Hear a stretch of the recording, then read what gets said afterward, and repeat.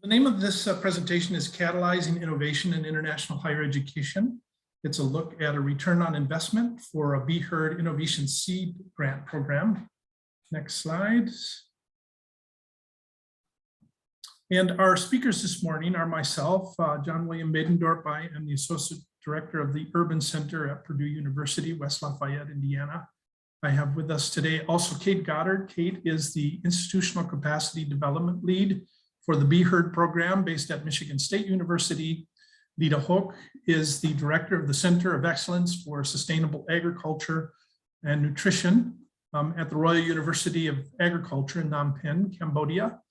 Karim Maredia is the Director of International Programs and Professor at Michigan State University in East Lansing, and John Bonnell is the current Director of the BHEARD program at Michigan State University and also a capacity development specialist there. Next slide. Just a brief outline of our session today. We're going to give a program history and structure of the program. This will be given by Kate. I will present the results of the return on investment study. Lyda will look at the social, organizational, and system outcomes of the program. Karim Maredia will explain how this led into an IP policy framework for the Royal University of Agriculture. And then we'll end with a panel discussion where all of you will have opportunity to address your questions to us. We would encourage you throughout the course of the presentation to put your comments and questions in the chat. We're going to present straight through until we're done, and then we'll have about 20 minutes for us to have a conversation around this. But we strongly encourage you to make your thoughts and also questions known through the chat function, and we will address them in the question and answer portion of this presentation. Next slide. So our objectives for this session are to provide you with information on a short-term technology transfer mechanism for universities where resources may be limited. We also want to demonstrate the economic, social, and system returns on investment for innovation and seed grant competitions. And finally, to provide program materials and support for others wishing to implement such programs. And with that, I'll turn it over to Kate to give you something of the background and history of this program. Over to you, Kate. Thank you, John, and welcome everyone. My name is Kate Goddard, and I'm the Institutional Capacity Development Lead, as John said, and a little bit about the BHEARD program and the intention of our objectives. So the BHEARD programs, the history of the program starts with the main goal of supporting long-term training of agricultural researchers at the master's and doctoral levels. So thereby linking scientific and higher education communities in Feed the Future priority countries and the United States. So with that as our main goal, we had two mechanisms for which to fulfill that. And one was individual, where individuals from countries, Feed the Future countries, were participating in PhD or master's programs in different countries, as well as institutional capacity development. And that's what I'll focus on speaking around today. Just a little background as well about BHEARD throughout the years. Over 200 scholars have completed BHEARD master or PhD programs in various universities around the world. There have been 47 participating universities and 11 countries have been represented. So we're really proud of the history of BHEARD. Next slide, please. The Institutional Capacity Development Program really began in 2019. And one of the main purposes for this was really looking at the program. There were surplus accounts in some of the countries that supported their doctoral and master's students.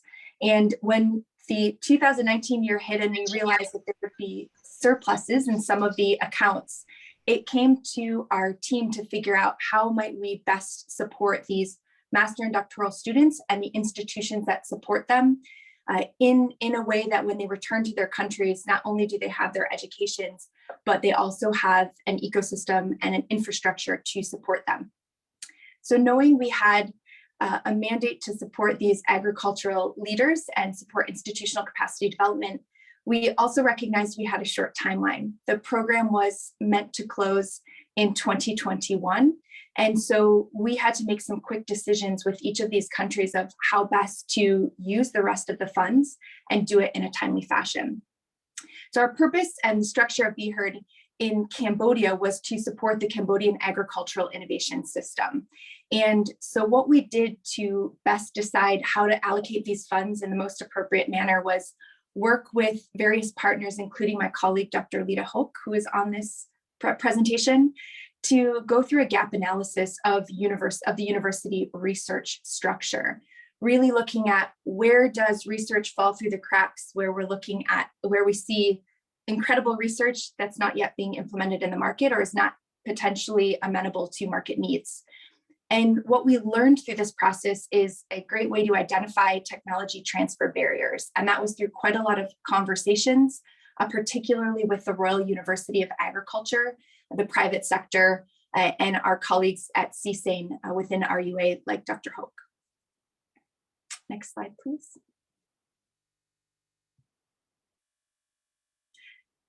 So once we did this analysis and looked at some of the potential gaps and where BHEARD might play a specific role, we ended up with the problem of how might we, as BHEARD Cambodia, support a culture of innovation. And we decided to practice what we preach. We're big proponents of human-centered design and design thinking. And so we determined we would develop a prototype to test around an innovative seed grant competition.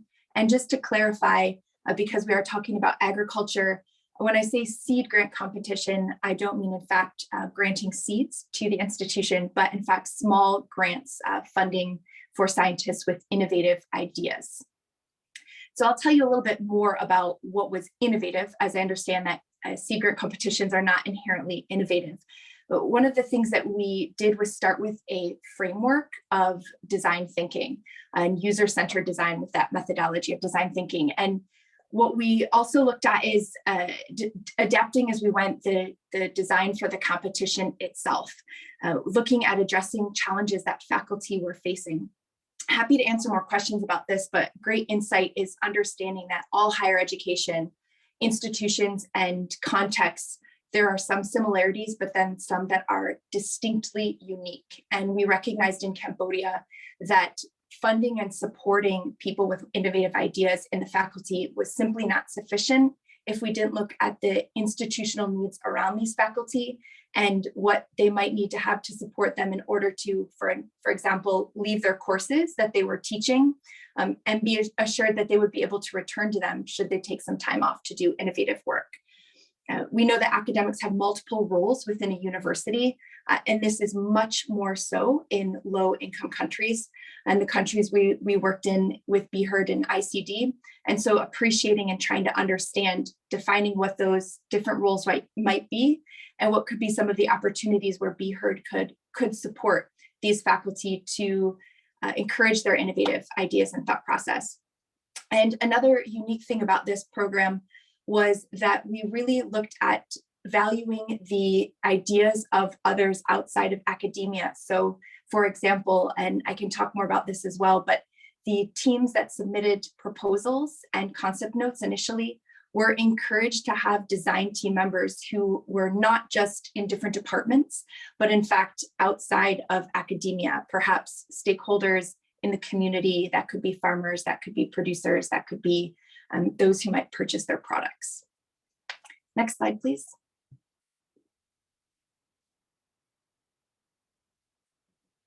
Our program launched in 2019, and specifically our institutional capacity development and innovative seed grant program. And we started with a workshop in Phnom Penh.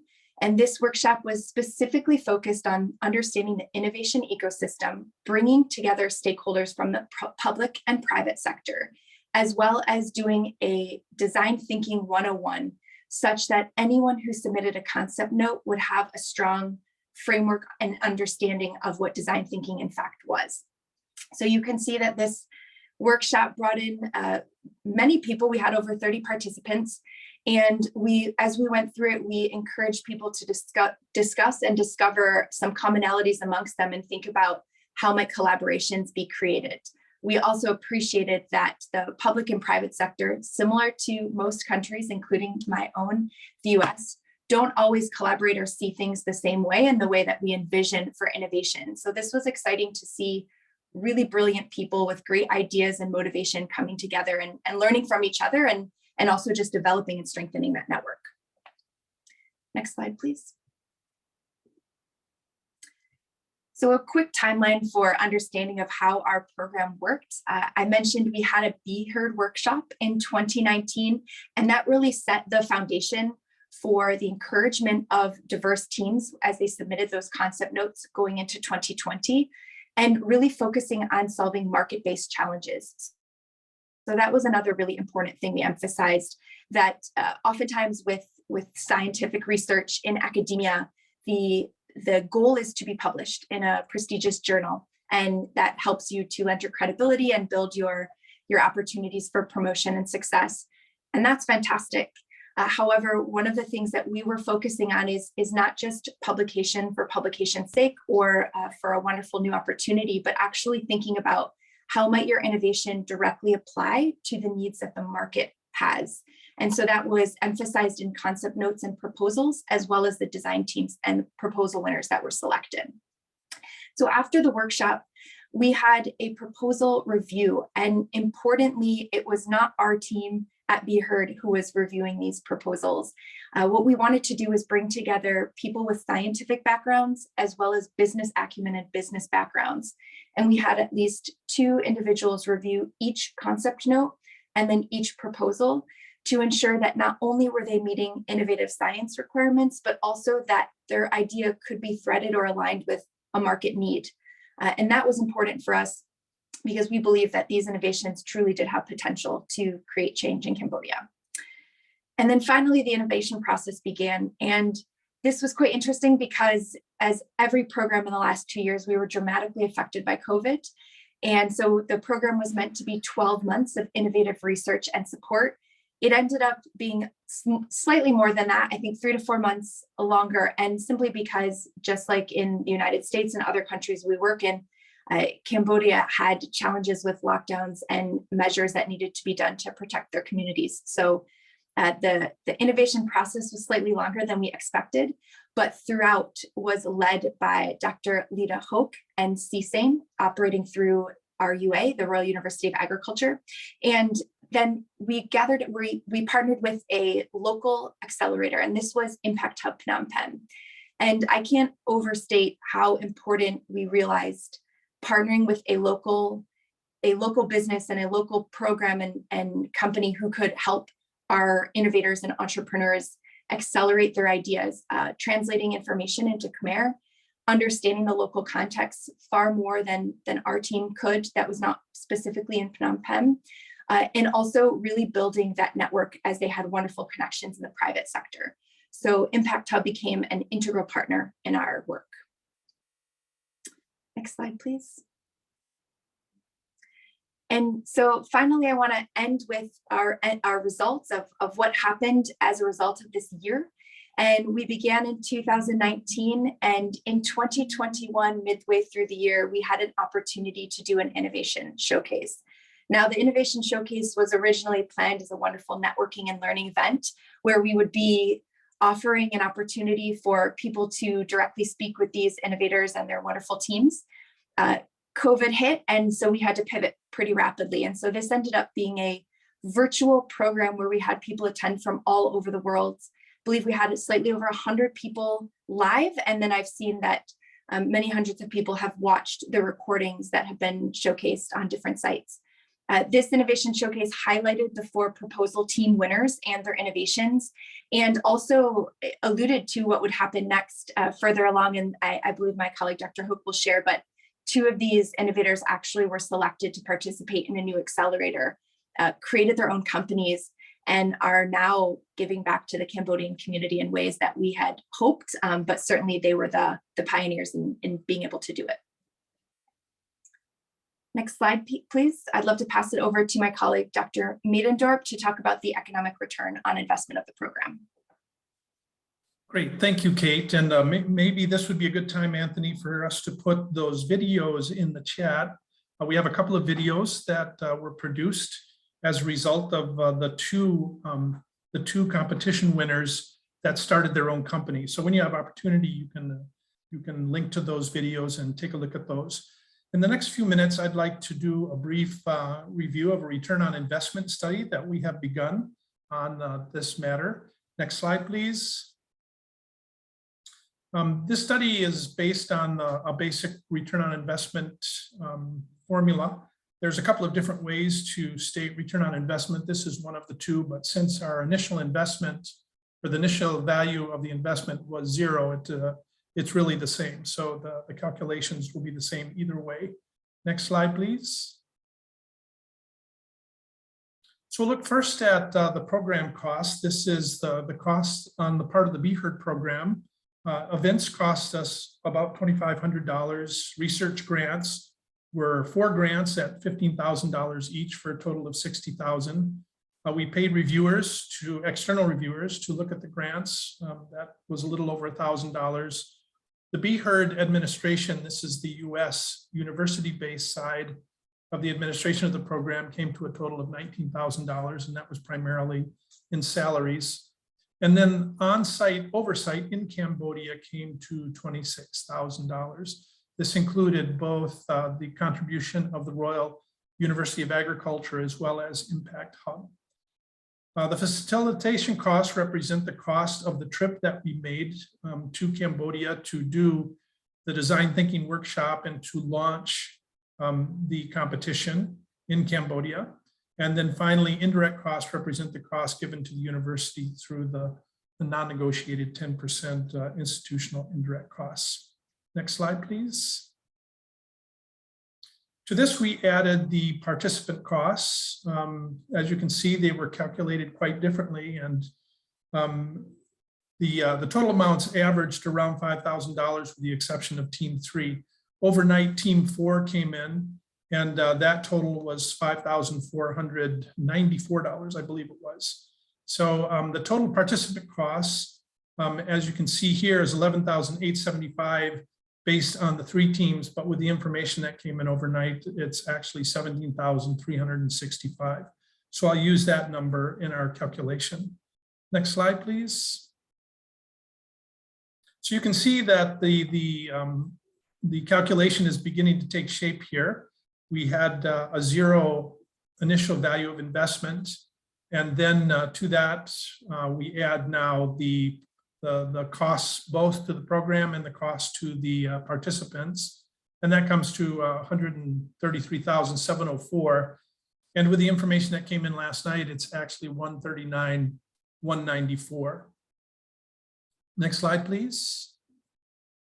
Now, if you look at program benefits, there were a total of $5,000 in grants, $10,000 in private sector investments, and then $7,000 in net revenue. And this was for the first 3 teams for a total of $22,000 in benefits that returned to the program. However, when we add in what came in last night, it's a total of $15,000 for grants, $10,000 for investments, and then also $7,950 in net revenue for the startups that were beginning to sell their products. So the total, the new total is $32,950. Next slide, please. So based on the initial numbers, the return on investment is 16.45%, which for the first year of the program is actually quite good. We're 12 months out right now from the showcase and the beginning of the development of the startups. When we add in the numbers that came in last night, it's actually a total of 23.67%. So it's slightly improved based on the information that came in. So looking at this into the future, next slide, please. What we see is that it will take approximately 10 years to hit the break-even point on this investment, and that is based on a 3% annual growth. That's because of the monthly growth that we've seen so far. However, it's very possible that this growth could be accelerated in the coming months. We're only our first year in to the product development, so it's very possible that that growth could be larger.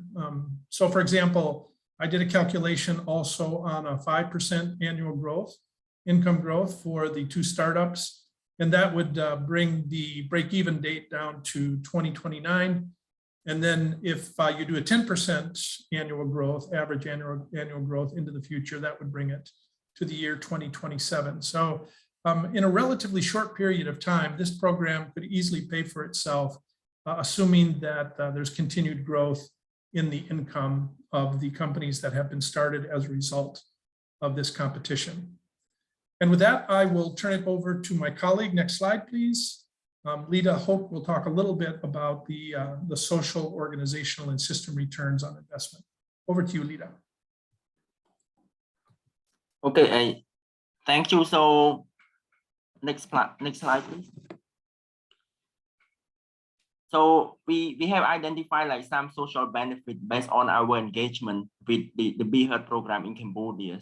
So as you know, like we from like the limited like resources of a university in the country. So there might be like there might be like challenges that really discourage us to do the research. Based on this partnership with the BHEARD, we see like some improvement of the culture of innovation. So this will be a good start for us to really support like the university and the company, private company, to address the social needs.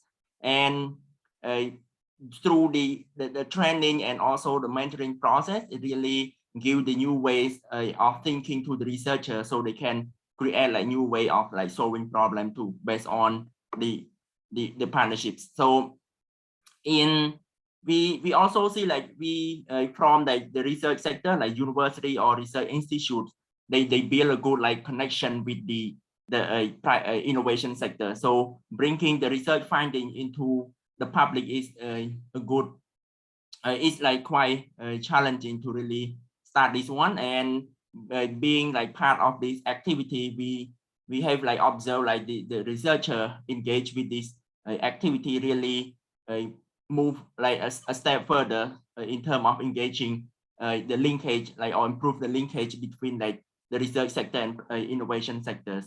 And it's also like the private sector engagement in the university. I mean like the 4 projects, they've been like, as our colleague mentioned earlier, the model that we do, like we require the proposal, like the project, to really have the private sector actor in the proposal and also the end user. So being this as the requirement for the proposal, they start talking to the private sectors and also the end user before they start like working on their proposal, like through the design thinking process. Next slide, please.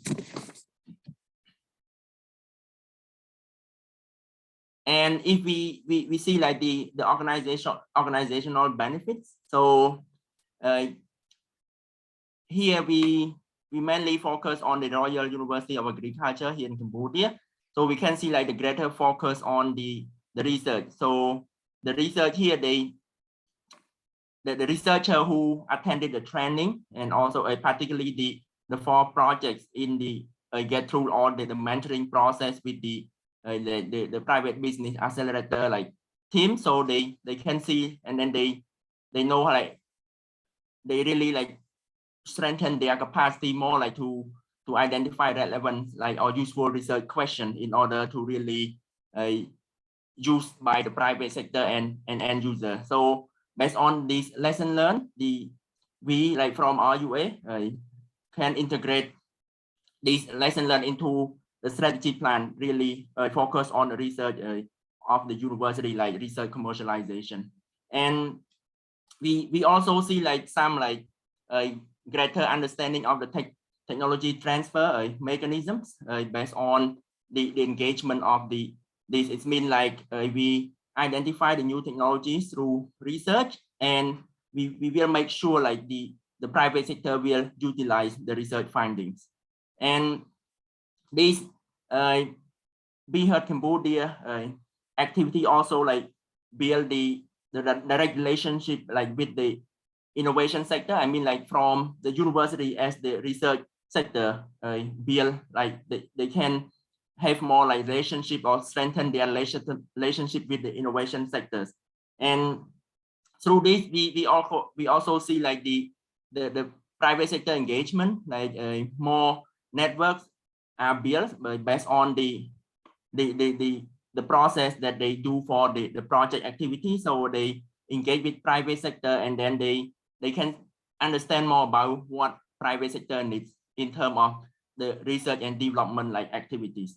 And we believe like the annual innovation seed grant programs really provide like a good benefits to the researchers, like as our colleague mentioned earlier regarding the limited resources university. So they have like the means to really move their innovative idea into the real products. And as we mentioned earlier, we have like 2 out of 4, I mean like 50% really move to a business, like, and then they start up their own company to commercialize their products. And for the intellectual property policy framework, our project team will provide more details on the following slides. But briefly, the project team like supported the university partners like Royal University of Agriculture to develop like the intellectual property frameworks that really a good start for RUA as the university to move the research and commercialization in the near futures. Next slide, please. So if we see like the national level, we can see like the focus of the royal government of Cambodia really turned into the innovation. So we recently like established, we call like a National Council of Science, Technology and Innovation that really support this kind of research and innovation like for the country. And it like last year, in 2020, there's also like a launch of like science, technology and innovation roadmap 2020 to 2030. I think this is a good like guide like for all the researchers in the country to move together into like the research like commercialization. And there's also like the science, technology, innovation ecosystem of Cambodia report like published in 2021. I think they all mentioned there regarding the research commercialization, the public-private sector engagement for the research and development purposes. So we probably like next month, we will also launch the National Research Agenda of Cambodia. So the different stakeholders have met and discussed and also designed the National Research Agenda for the whole countries.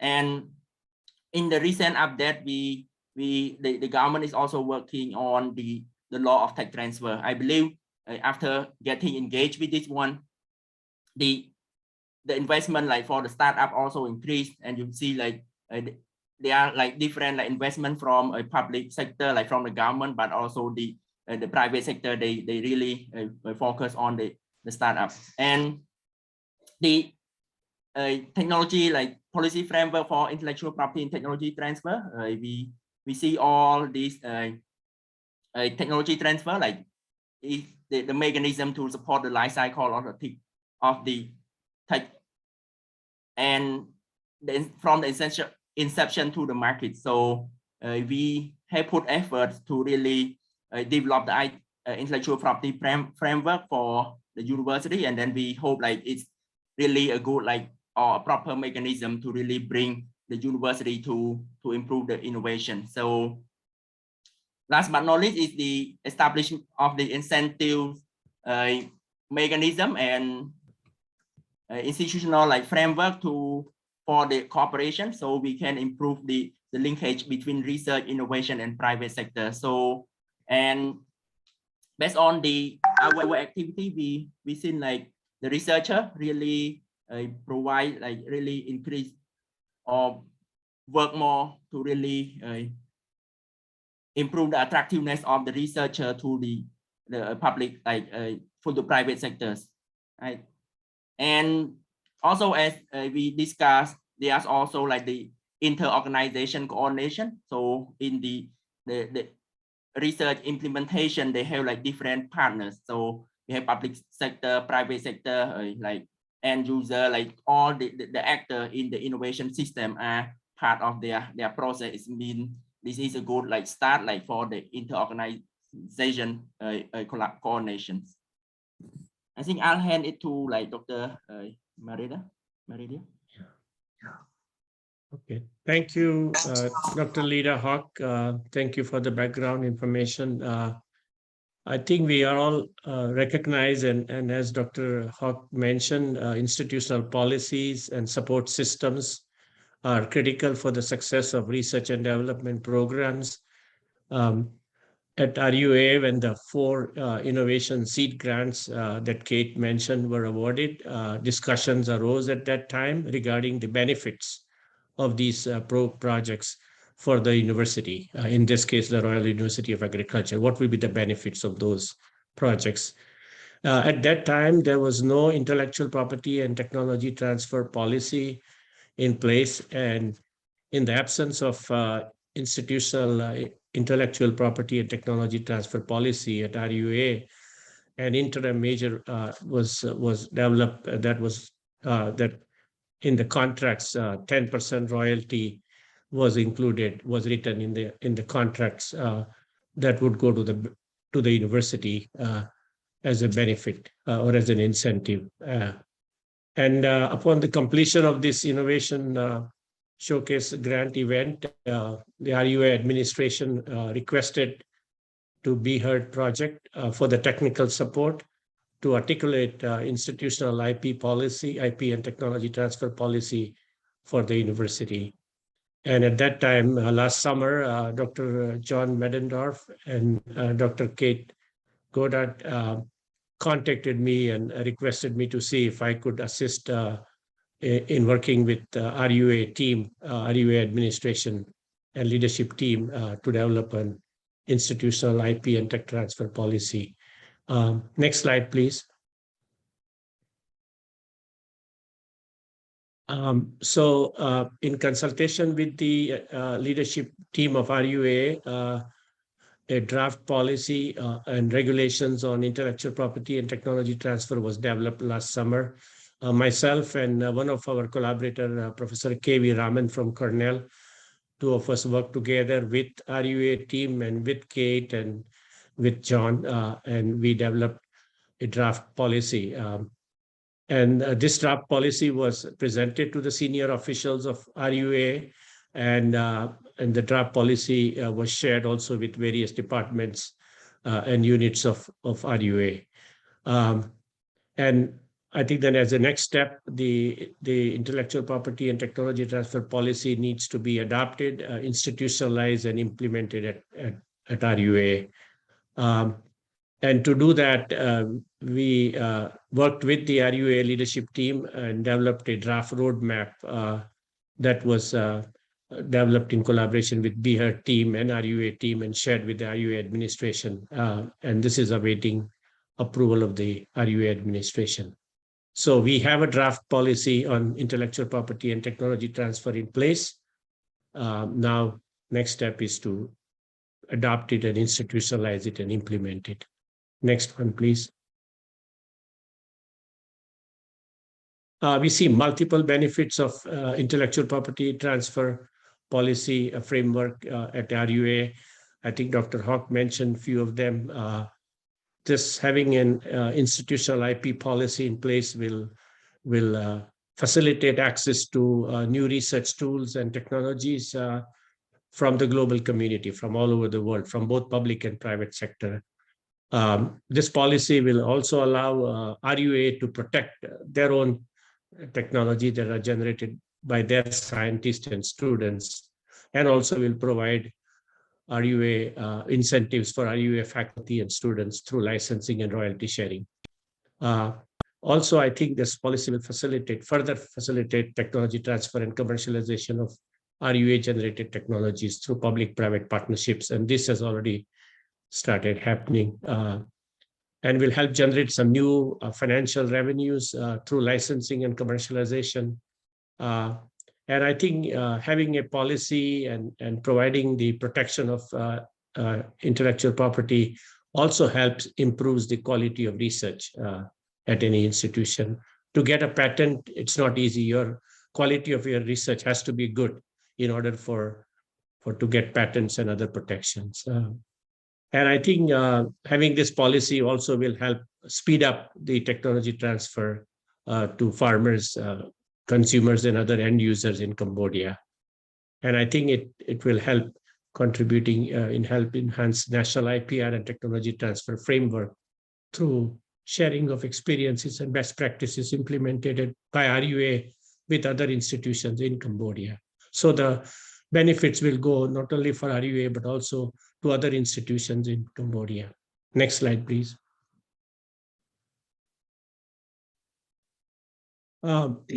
I think with this policy in place, and once it's really adopted and institutionalized, RUA will be playing a leadership role in Cambodia on intellectual property management and technology transfer. RUA will be the first university in Cambodia to have an institutional IPR and technology transfer policy and regulation, thus playing a leading role. And RUA will be in a stronger position to negotiate engagement with national and global partners for new knowledge and technology creation and high quality human resource development. And the global linkages will significantly complement the ability within Cambodia for delivering world-class education, cutting-edge research, and technology transfer outcomes. So I think there's a win-win situation for RUA in having the intellectual property and technology transfer policy implemented. Next one, please. So I think just to sum up, this has really having an IP policy and in place is really a step in the right direction, and I think this is really will serve as a catalyst in facilitating and speeding up the technology transfer at RUA.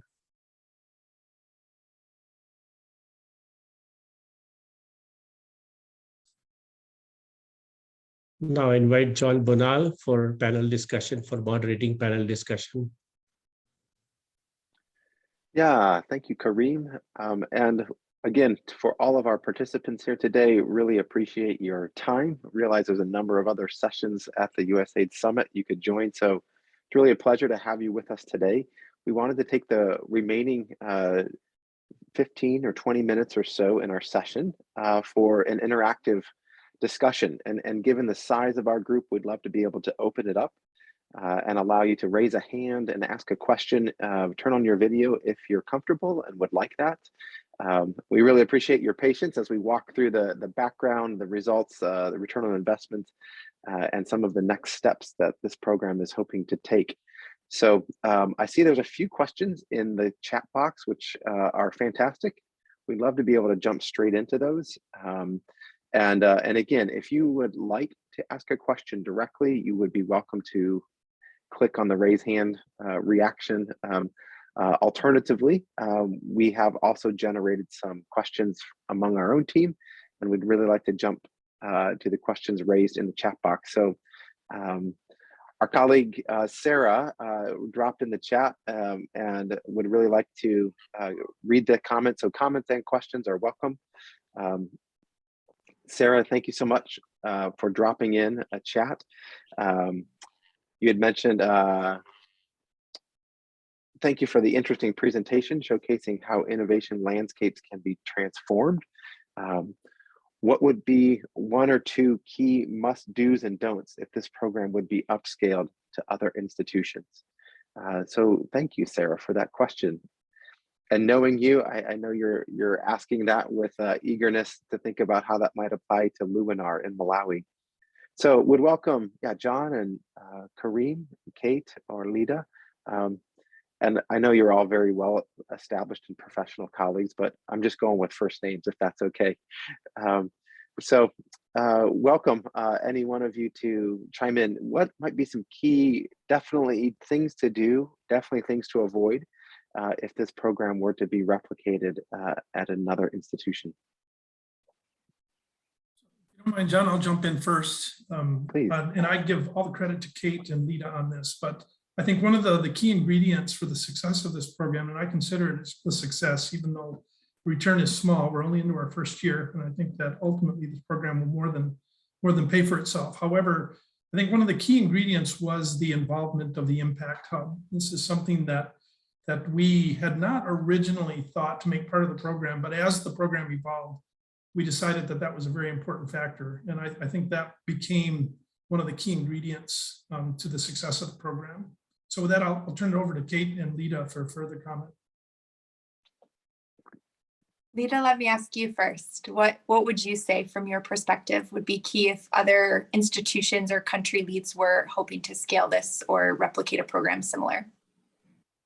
So like the one, maybe like another ingredient for this one, like a close, like working very closely. So for example, in our case, with the BHEARD team, we have like a weekly meeting to really update our activities. So anything that we face here as the challenge for the implementation, we can quickly receive the advice or the comment or suggestion from our team at Michigan State University. So it's quick, like, so there are a lot like flexibility like here and there for the implementation. So this one, maybe another point that I raised. I enjoyed our weekly meetings, Lyda.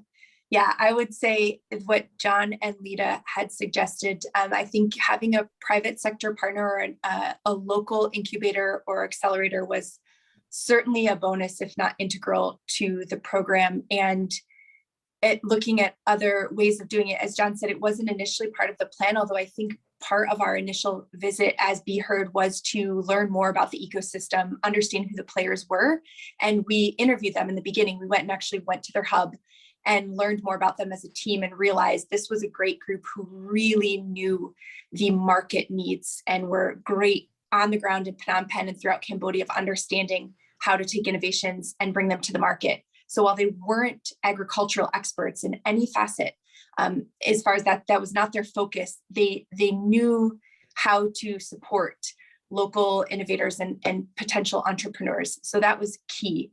And just finding, honestly, whenever possible, I'd say finding rock stars. So that also includes Dr. Hoke. What I really admire about him as a leader of the program and a champion of the BHEARD work was his ability to be curious and open-minded and really navigate the paths of as the most senior soil scientist and prestigious soil scientist in Cambodia, as well as now having incredible business acumen and being able to see the vision. He was the one who really would bring ideas to the table and help spur his team and engage them to also see from a different lens what innovation was about.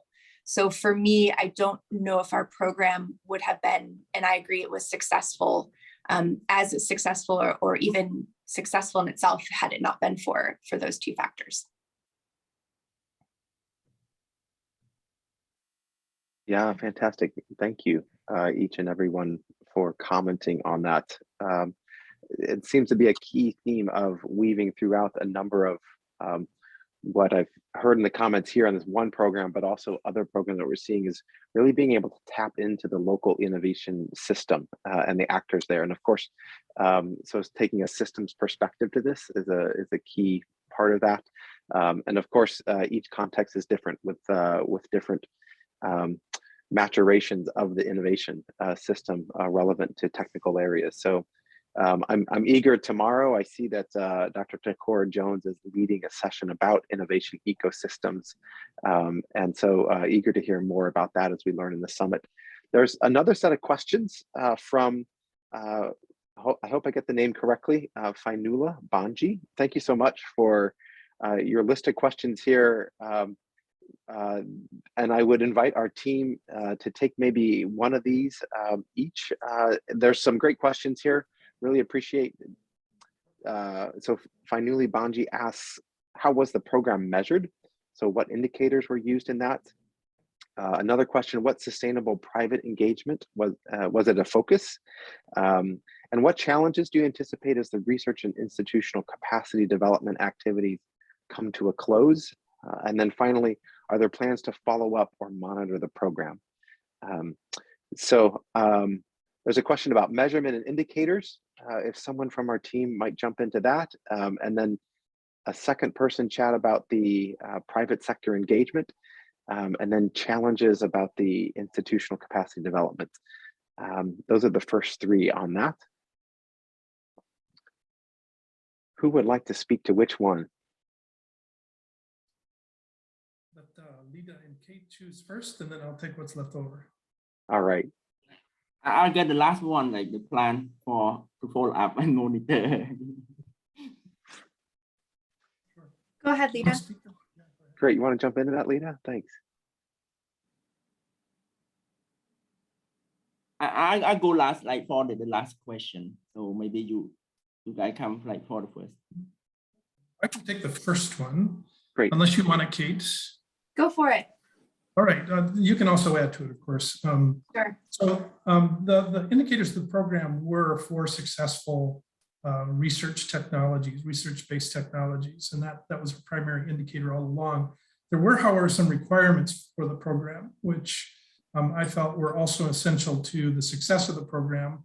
One was understanding design thinking. So those who participated had to participate in the design thinking workshop. We wanted them to understand how design thinking, human-centered design was a helpful mechanism for producing products that would actually be in demand in the ecosystem. And so having that design thinking as a foundation for participation, we felt was essential to the program. Then the other was that they had to produce a technology. It wasn't just about doing research for a year and having some vague result. That actually had to be a tangible technology that they brought forward for the showcase and the competition. So those two ingredients, I think, were very important to the success of the program, and they were measurements in and of themselves. And then, of course, the return on investment, that finally is the ultimate indicator for us on whether or not this program was a success. A little bit to the last question, we will continue to monitor this. There's no program funding to continue monitoring, but because of our interest in this and because of what we think to be a viable model for a low resource context, we feel that it's important for us to continue to pursue this and to continue to see whether or not this in fact produces a return on the investment. So over to you, Kate. Thanks, John. So I was thinking about that question as well. And just one point to make is at the very beginning when I joined, so John Medendorp was the director at the time and had a big vision of all of BHEARD and what was really a larger focus and a vision around the support of Feed the Future countries and food security. But one of the key things that we knew with the budget we had and the timeline we had was some level of ambition couched or packaged with some realism. And so realizing that this at best would be a very strong prototype, and we knew that going in, and that it would be an opportunity to show potential steps forward for a much bigger vision. So just to emphasize, I think when it comes to what our goals were to provide an environment that would require some funding, but also just some clear vision around what it might look like for having a robust, innovative ecosystem that allows specifically universities to feed into market needs. And that goes along with Dr. Meredia's points around development and copyrights and having an opportunity to protect innovative intellectual property. So all of that we knew was much bigger than our BHEARD program could tackle all at once. But luckily we have people like Dr. Hoek on our team who are Cambodian leaders who have a much longer term investment and vision in Cambodia and see things more clearly than we do. So when it comes to long-term measurement and indicators, our indicators were, would we have another one besides the ones John mentioned, could we look at these supportive grants that were being offered, and could we see at least one feasibly hit the market, speak to market needs, and potentially have a longer term impact? And that would be a great, I would call it a sentinel indicator towards longer term success. And so our program showed that we believe that yes, in fact, given the tools and the support the environment that, yes, indeed, these faculty and these academic leaders are ready and very engaged in producing marketable technologies. So I wanted to make that point. And then your question was around partnerships with the private sector. And so when it comes to the private sector investment, yes, from day one, we did appreciate and know that that was important. And that's why we invited private sector actors to the workshop. So at minimum, again, going, what are our small wins? And then what's our vision for big wins? And so small wins, we're supporting the creation and development of networks. We were not the reason for it, and we're not the only people doing it, but we recognize that BHEARD could play a role there and potentially do it well at a small scale. So engaging with private sector from design thinking workshop. The second point of emphasis was around the concept notes that were originally submitted. So encouraging diverse stakeholders from the environment, encouraging these scientists to initially talk to the private sector, not wait until their innovation was created to do so. So that was another emphasis of BHEARD. And then, as I mentioned, with Impact Hub in Phnom Penh, so an outstanding group of individuals that I can't recommend enough. What we did with them was, again, emphasize our interest in this. And to be honest, I don't think I had to say more than once, like, this is something we care about, because they already knew the importance. They were telling me that. So they really worked with the innovators to develop their communication skills, their pitch skills, their marketing skills, to show the private sector viable technologies that perhaps they may not have readily appreciated without some of the business jargon or the accounting that was taking place on what is the ROI, return on investment. So I hope I answered your question, but I would say when it comes to private sector engagement at all stages, we were intentional about trying to incorporate private sector actors and stakeholders, and certainly learn lessons on how to do things differently in the future, but that was always an intention, and I think we did have engagement throughout. Right. Maybe I add quickly, like regarding what Dr. Medendorp just mentioned about the follow-up. So since we implemented this one and really hit like the point that the university also the like in general, like the Cambodia really need this one. So there are some other effort, like they mobilize some other funding sources to really work on this one. As the two teams from the 4 like funded projects, they move and then they receive additional funding to really move further for their commercialization. So it seems like we still have like them in the loop. So we always like receive the update from them. Thank you, team. I really appreciate that. And thank you, audience, for the thoughtful questions. We just have a couple minutes left until 10:30. And I don't know if we have time. Kareem, there was a question. Yeah. Just if you might, in a minute or so, there's a question around, curious how to know a university with no installed intellectual property processes would begin. Wonder about your initial thoughts about that before we wrap up. Sure, thank you. This is an excellent question from Tim. So as I mentioned, RUA now has a draft intellectual property and technology transfer policy in hand. And this was presented to the RUA administration, and I think they were taking forward and presenting it to various departments and units, to faculty members and head of the departments and so on. And maybe Dr. Lyda can add. But the idea was that to take the draft policy, present it, and take input and feedback from the scientists, from the senior administrators, because eventually they are the ones who will be really affected by this policy.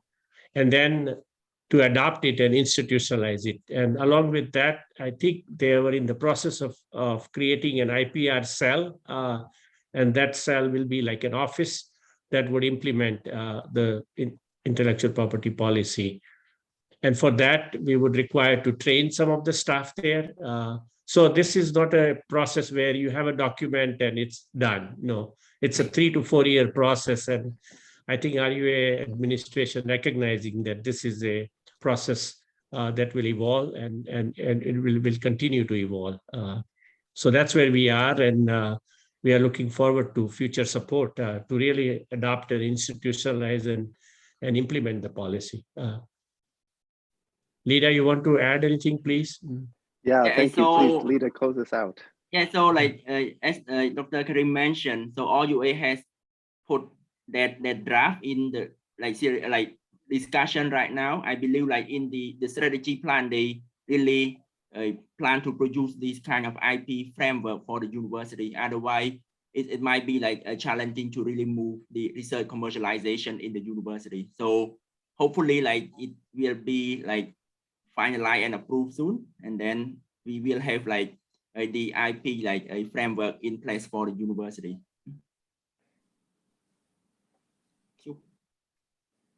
Thank you so much, Lyda. I appreciate that. And Kareem for the insights. We really appreciate everybody's time and attention for our session today and for joining us. Lyda, would you like to close us out and with final closing comments? Okay, like thank you like so much for everyone like participation.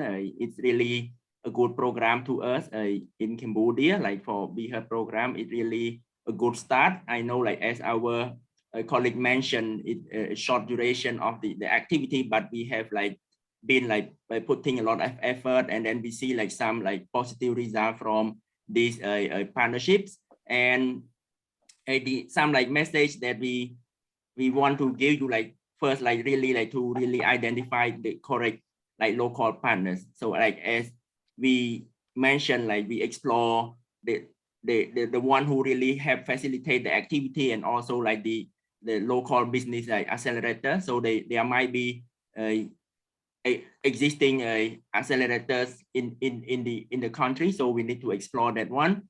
And we have seen like the good like a model for this like a model that we improve the linkage between like the researcher, like I mean like the research sector and the private sector. So they need to talk together, otherwise we cannot remove the mistrust between the research sector and private sector. And then if they don't talk together and then they don't trust each other, the innovation might not come out. So we need to really bring them together, and then they talk.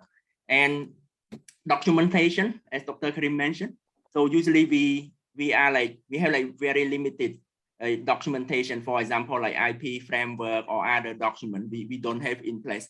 If we do not have those kind of document or policy or framework in place, it really a big challenge like to really move the innovation like to like commercialization for our research.